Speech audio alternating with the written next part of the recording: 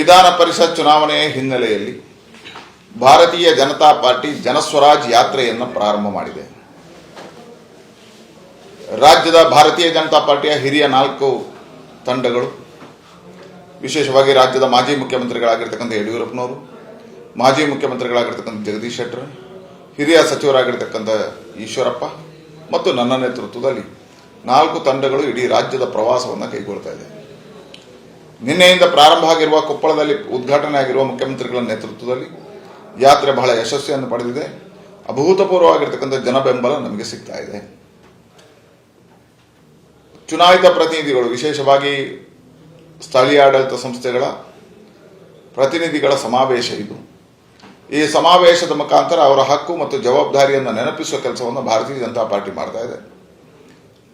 ಅದ್ಭುತವಾಗಿರ್ತಕ್ಕಂಥ ಜನಬೆಂಬಲಗಳು ನಿನ್ನೆಯಿಂದ ಯಾತ್ರೆಯಲ್ಲಿ ಬರ್ತಾ ಇದೆ. ಈ ಬಾರಿಯ ವಿಧಾನ ಪರಿಷತ್ನ ಚುನಾವಣೆಯಲ್ಲಿ ಭಾರತೀಯ ಜನತಾ ಪಾರ್ಟಿ ಅಭೂತಪೂರ್ವವಾಗಿರ್ತಕ್ಕಂಥ ಗೆಲುವನ್ನು ಸಾಧಿಸಬೇಕು ವಿಶ್ವಾಸ ಇದೆ. ನಿನ್ನೆ ಯಾತ್ರೆಯನ್ನು ಗಮನಿಸಿದಾಗ 15ಕ್ಕಿಂತ ಹೆಚ್ಚು ಸ್ಥಾನಗಳಲ್ಲಿ ಭಾರತೀಯ ಜನತಾ ಪಾರ್ಟಿ ಗೆಲುವನ್ನು ಸಾಧಿಸುತ್ತೆ. ವಿಶೇಷವಾಗಿ ಪಂಚಾಯತ್ ಸದಸ್ಯರ ಹಕ್ಕುಗಳು, ಪಂಚಾಯತ್ಗಳು ಗ್ರಾಮ ಸ್ವರಾಜ್ ಪರಿಕಲ್ಪನೆ ಆಧಾರದಲ್ಲಿ ಆಡಳಿತ, ಎಲ್ಲದಕ್ಕೂ ಪ್ರೇರಣೆ ಕೊಡತಕ್ಕಂಥ ಕಾರ್ಯ ಜನಸ್ವರಾಜ್ ಯಾತ್ರೆಯಲ್ಲಿ ಆಗುತ್ತಾ ಇದೆ. ಹಾಗಾಗಿ ಜನಸ್ವರಾಜ್ ಯಾತ್ರೆಯ ಮುಖಾಂತರ ಗ್ರಾಮ ಸ್ವರಾಜ್ ಪರಿಕಲ್ಪನೆಗೆ ಶಕ್ತಿಯನ್ನು ತುಂಬುವಂಥ ಕೆಲಸ ಕಾರ್ಯಗಳು, ಅದರ ಮುಖಾಂತರ ಪಂಚಾಯತ್ ಸದಸ್ಯರ ಹಕ್ಕುಗಳನ್ನು ಪ್ರತಿಪಾದಿಸತಕ್ಕಂಥ ಕಾರ್ಯ ಈ ಯಾತ್ರೆಯಿಂದ ಆಗ್ತಾ ಇದೆ.